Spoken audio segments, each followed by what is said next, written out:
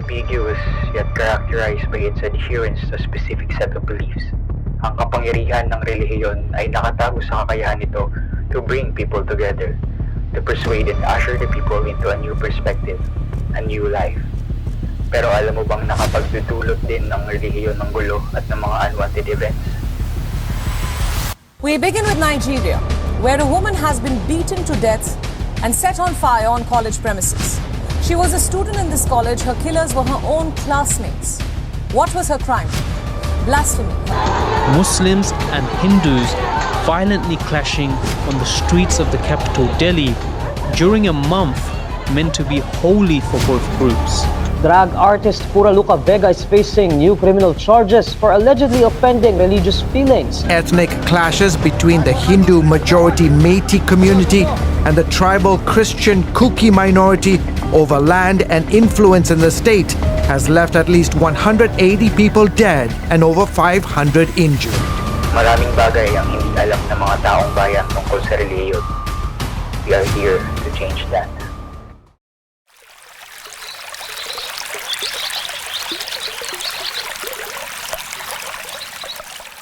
Anong relasyon ng environmentalism at Kristyanismo? Noong 1967, sinabi ni Lynn White Jr. na ang Kristyanismo ay ang isa sa may pinakamalaking epekto kung ba't tayo nakararanas ng suliraning pangkalikasan. Ang sabi niya na pinaboran ng marami pang pro-environmentalist groups ay dahil ito sa pagiging human-centered or anthropocentric ng relihiyon, lalo na in its western forms. Pero sa mga nagdaang panahon, makikitang ang mga Kristiyanong simbahan ay nakikibahagi na rin sa mga gawaing may kinalaman sa environment movement. Halimbawa nito ay ang encyclical letter na Laudato Si ni Pope Francis. Sinabi niya na ang kahalagahan ng pag-aalaga ng ating common home, na essentially ay ang environment. Pero kahit na may mga say na ang Christianity sa environment, meron pa rin mga nag-aakusa ritong hindi ito pro-environment.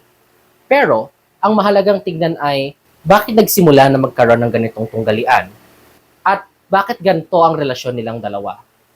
So, ano nangyayari? Tignan muna natin ang kaibahan ng kanilang paniniwala. On beliefs. Ang sabi ng nag-aakusa sa Kristyanismo ay human-centered ito, o sa ibang salita, anthropocentric. Nasasabi ito ng environmental groups dahil ang pananaw nila ay maaaring mas malapit sa naturism. Ito ay ang paniniwalang ang mga supernatural spirits ay naninirahan sa kalikasan. Sa ilog may diwata, sa puno may engkanto, sa bundok may spiritu.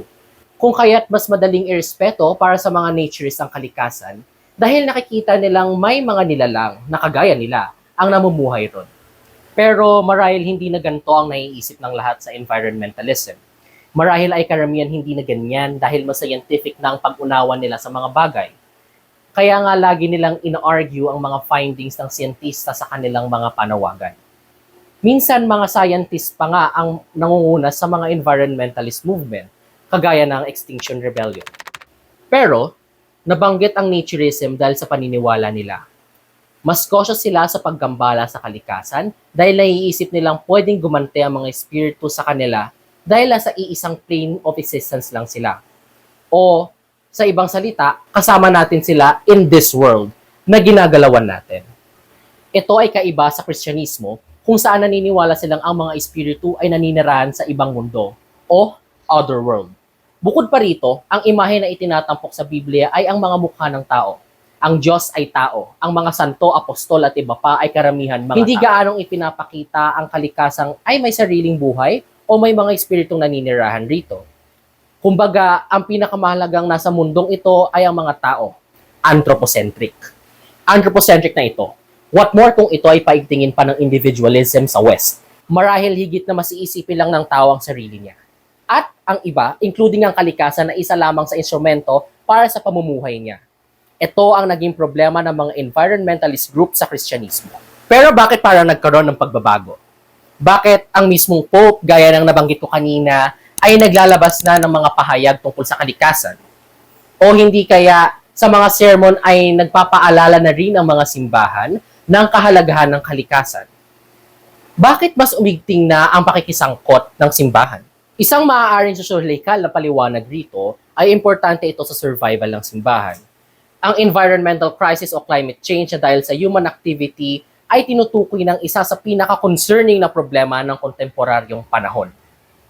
Walang makakaila na ito ay nararanasan ng maraming tao. At ang mga tao rin ay nagiging cognizant na sa problema. Isa sa mga function ng simbahan na masagot ang problema ng kanilang mga tagasunod.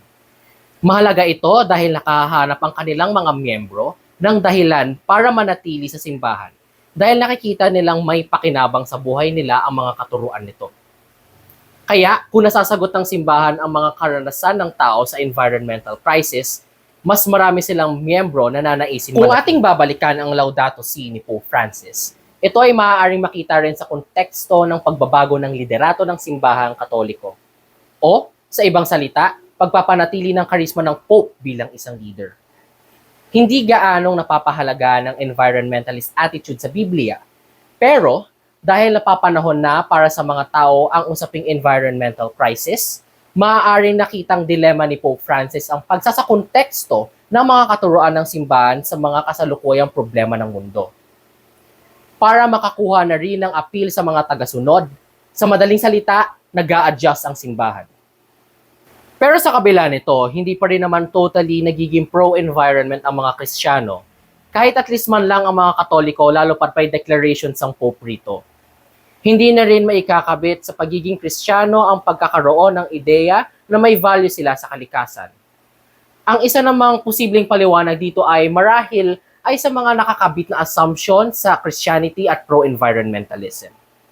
Kadalasang iniisip na ang Christianity ay traditional, conservative, samantalang ang pro-environmentalism ay leftist, radical.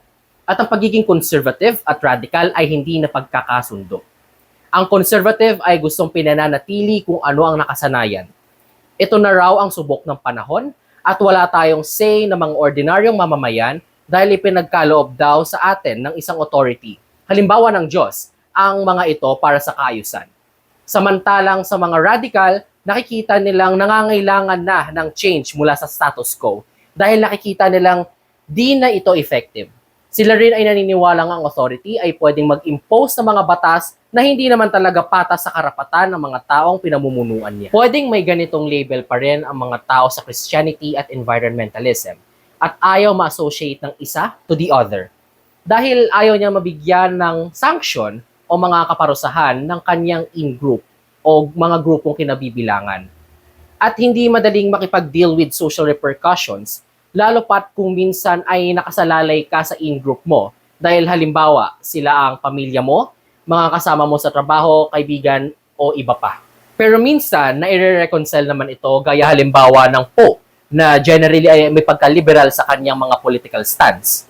Pero kahit na ganon, natatawag pa rin si Pope Francis na leftist with contempt sa word. Bagamat siguro siya ay hindi na rin gaanong apektado dahil mataas na ang status niya sa lipunan. Pero para sa mga karaniwang tao, mahirap ang matawag ng either conservative or radical. Depende sa kung paano ito nako-conceptualize sa mga grupo o lipunang kasama siya. Ang punto, dahil sa mga existing na tunggalian ng ideas kaya nagkakaroon ng disconnect para sa mga tao ang dalawang ito. That in turn nakaka-influence din sa mga values na ipapakita nila sa lipunan. Sa tingin ba ninyo, possible na mag-reconcile ang dalawang ito in the future?